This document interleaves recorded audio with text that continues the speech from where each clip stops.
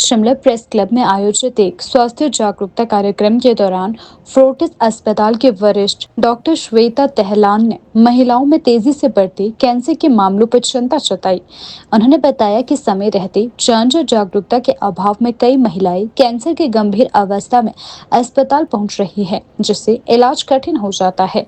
Doctor ने कहा कि आज के समय में स्तन कैंसर और सर्वाइकल कैंसर महिलाओं में सबसे आम प्रकार के कैंसर बन चुके हैं। उन्होंने यह भी बताया कि इन बीमारियों का यदि प्रारंभिक चरण में पता चल जाए तो इलाज संभव है और इलाज सफल भी हो सकता है, लेकिन जागरूकता की कमी, नियमित स्वास्थ्य जांच का अभाव और सामाजिक संकोच इसके प्रमुख कारण है। कार्यक्रम में डॉक्टर महिला ने सरकार, स्वास्थ्य संस्थानों और मीडिया से अपील की है कि वे मिलकर महिलाओं में कैंसर के प्रति जागरूकता फैलाएं। उन्होंने कहा कि ग्रामीण और दूर दराज के क्षेत्रों में जागरूकता अभियान चलाने की सख्त जरूरत है, ताकि हर महिला समय पर अपनी जांच करा सके और जानलेवा बीमारियों से बचाव हो सके। क्या आज यहाँ आए हो, हम ये टॉपिक थोड़ा डिफरेंट डिस्कस करना चाहते थे। सो बेसिकली आज तक क्या होता है कि अगर किसी भी लेडी को कैंसर डिटेक्ट होता है या कैंसर का डाउट होता है तो या तो उसका ट्रीटमेंट कोई गायनेकोलॉजिस्ट कर रहा होता है या फिर जो सर्जिकल ऑन्कोलॉजिस्ट है वो करते हैं। सो लेकिन हम ऑलमोस्ट 25 साल हो चुके, 21वीं सेंचुरी स्टार्ट हुए एंड जो एडवांसेस हैं वो कहते हैं कि अब हमारे बॉडी के सारे ऑर्गन्स डिफरेंट हैं, सेम ट्रीटमेंट एक ही डॉक्टर करे, दैट्स नॉट राइट। आप देख रहे हो कि कार्डियक सर्जन हैं, कार्डियोलॉजिस्ट हैं, न्यूरोलॉजिस्ट हैं, रूमेटोलॉजिस्ट हैं, हर फील्ड में हमारी सुपर स्पेशलाइजेशन आ चुकी है and the super specialisation is for betterment of the patients. So similarly जो गायनी कैंसर पेशेंट्स हैं उनके लिए भी अब गायनी कैंसर सर्जन्स अलग होते हैं। गायनी कैंसर से क्या मतलब होता है? गायनी कैंसर से मतलब होता है कि वो वाले ऑर्गन्स जो सिर्फ फीमेल बॉडी में होते हैं, रिप्रोडक्टिव ऑर्गन्स, बच्चेदानी, यूट्रस, अंडेदानी, ओवरीज, प्राइवेट पार्ट्स, वजाइना, बच्चेदानी का मुंह जैसे सर्विक्स, ये वाले जो सारे ऑर्गन्स हैं ये गायनी कैंसर में आते हैं और इनका ट्रीटमेंट जो है वो डिफरेंट होता है बाकी कैंसर से और थोड़ा स्पेशलाइज्ड होता है, थोड़ा अग्रेसिव होता है एज कम्पेयर टू जो एक नॉर्मल सर्जरी कोई गायनेकोलॉजिस्ट करे। तो इस चीज़ के ऊपर फोकस रखना था।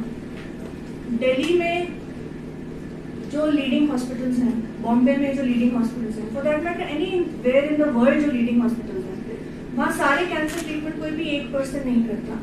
डिपार्टमेंट वाइज एक सेंट्रलाइज जीआई कैंसर अलग ट्रीट होते हैं, गायनी एंड कैंसर अलग ट्रीट होते हैं, यूरो कैंसर अलग ट्रीट होते हैं। तो जो फोर्टिस हॉस्पिटल मोहाली है नॉर्थ में, that is the only hospital जो ऑर्गन स्पेसिफिक ऑन्कोलॉजी कर रहा है।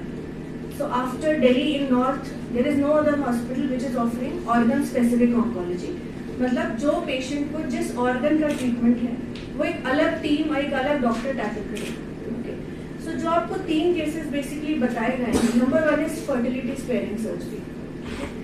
आजकल हम देख रहे हैं कि 20s में 30s में भी लड़कियों को कभी कभी कैंसर हो जा रहा है, ओवेरियन कैंसर हो जाता है, 20s में हो जाता है, 30s में।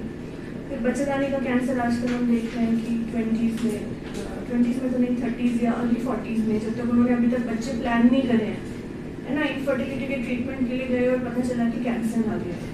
सिमिलरली बच्चेदानी के मुंह का, सर्विक्स का प्री कैंसर हो जाता है इस एज में, 30s में स्पेसिफिक। तो इसमें पहले क्या होता था कि बस बच्चेदानी निकालो, यही ट्रीटमेंट है, बट नाउ हम फर्टिलिटी स्पेयर कर सकते हैं। मतलब अगर ओवरी का कैंसर है कुछ सेलेक्टिव टाइप का तो हम दूसरा ओवरी छोड़ सकते हैं, यूट्रस छोड़ देते हैं।